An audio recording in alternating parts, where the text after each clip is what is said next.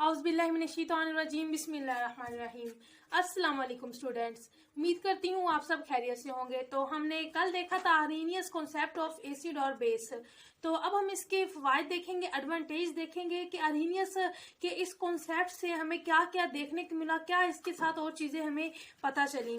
तो first of all यहाँ पे मैंने लिखी हुई है 3 हीट ऑफ न्यूट्रलाइजेशन।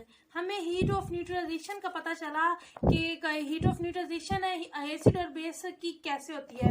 तो ये हमने कम्प्लीटली एक्सप्लेन कर लिया था लास्ट वीडियो में, I mean second last video में। तो आप वो जाके देख सकते हैं और उसका मैं लिंक भी डिस्क्रिप्शन में दे दूंगी, वो आप देख लें। न्यूट्रलाइजेशन, कंप्लीट न्यूट्रलाइजेशन का मैंने उसके अंदर आपको एक्सप्लेन किया है।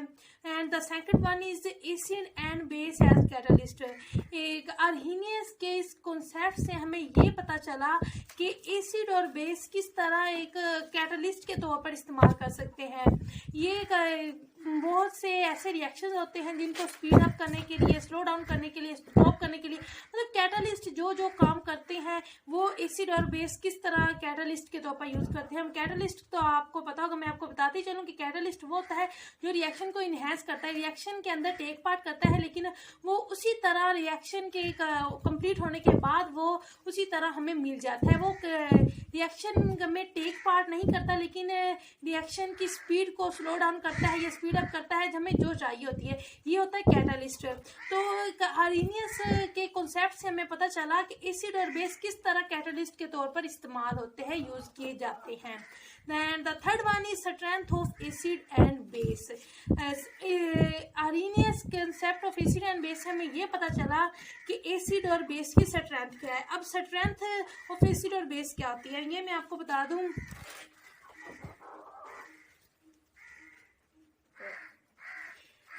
स्ट्रेंथ ऑफ एसिड और बेस क्या होता है ये मैं इधर लिख दूं। द अमाउंट ऑफ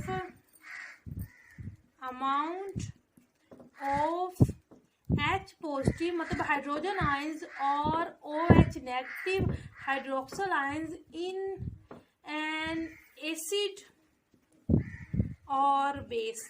यानी कि जो H पॉजिटिव होते हैं ये एसिड में होते हैं और OH नेगेटिव जो होते हैं ये बेस में होते हैं इन एक्विस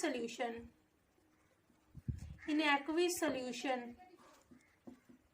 ये स्ट्रेंथ होती है। दो तरह की प्रॉपर्टीज होती हैं, स्ट्रॉन्ग एसिड और ये वीक एसिड, स्ट्रॉन्ग बेस और वीक बेस। अब हम देखते हैं सबसे पहले स्ट्रॉन्ग एसिड कि स्ट्रॉन्ग एसिड क्या होता है। द एसिड विच कंप्लीटली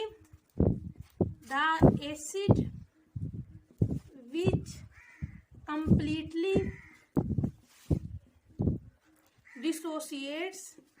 अब डिसोसिएट्स मतलब कि जो अपने कंप्लीटली जो उसके अंदर H पॉजिटिव आयन होते हैं वो डिसोसिएट मतलब कि वो उसमें एक्विस सॉल्यूशन में हल कर दे। Dissociates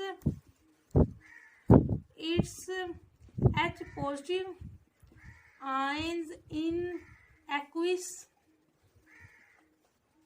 solution. वो एसिड जो अपने सारे जो उसके अंदर H पॉजिटिव आयंस होते हैं वो कंप्लीटली डिसोसिएट हल कर दे, मिक्स कर दे, डिसोल्व कर दे एक एक्विस सॉल्यूशन में, वाटर में, तो उसे हम स्ट्रॉन्ग एसिड कहेंगे। वो एसिड स्ट्रॉन्ग एसिड होगा। तो अब हम इसकी एग्जांपल देखते हैं कि स्ट्रॉन्ग एसिड कौन कौन से हैं। एग्जांपल में HCl जो है, इसके साथ साथ H2SO4 ये भी एक स्ट्रॉन्ग एसिड है। तो अब हम वीक एसिड की तरफ चलते हैं कि वीक एसिड क्या होता है।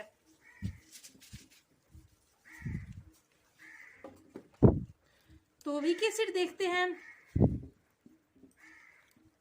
वीक एसिड की उसी तरह जो इसके ऑपोजिट आ जाएगी, the acid which does not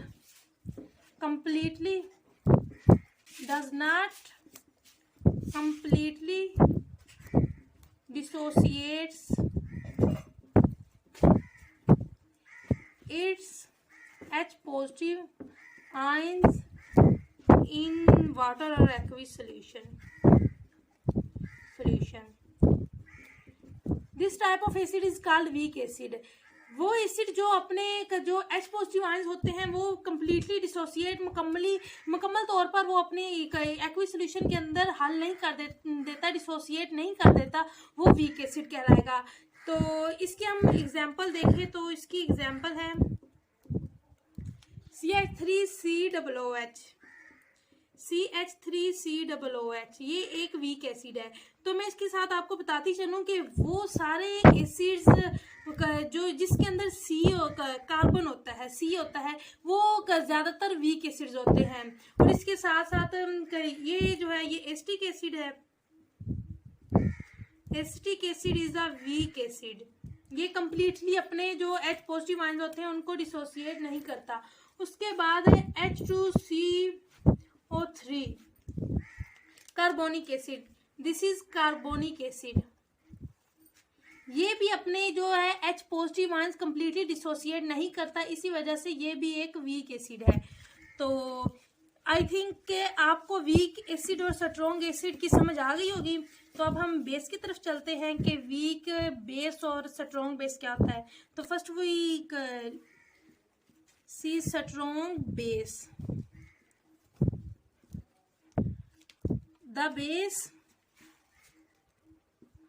the base which completely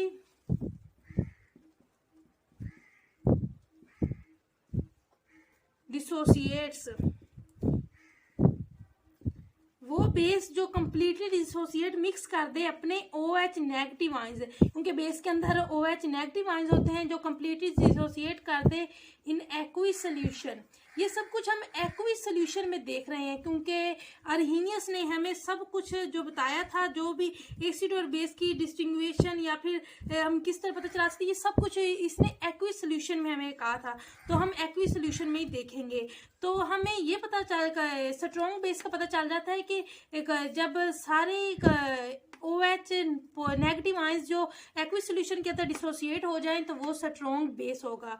तो स्ट्रॉन्ग बेस में देखें तो कौन कौन से हैं, तो इसकी एग्जांपल में आता है NaOH सोडियम हाइड्रोक्साइड और KOH पोटाशियम हाइड्रोक्साइड की, यानी कि सोडियम हाइड्रोक्साइड और पोटाशियम हाइड्रोक्साइड जो अपने OH नेगेटिव आयन होते हैं ये कम्प्लीटली एक्विस सोल्यूशन में डिसोसिएट कर देते हैं। तो नेक्स्ट है वीक बेस। तो वीक बेस देखते हैं क्या होता है।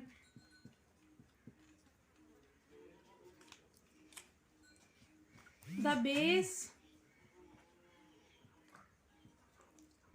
which does not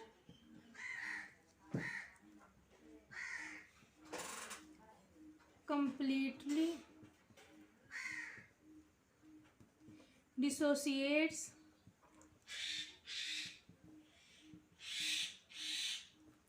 its OH negative ions in aqueous solution।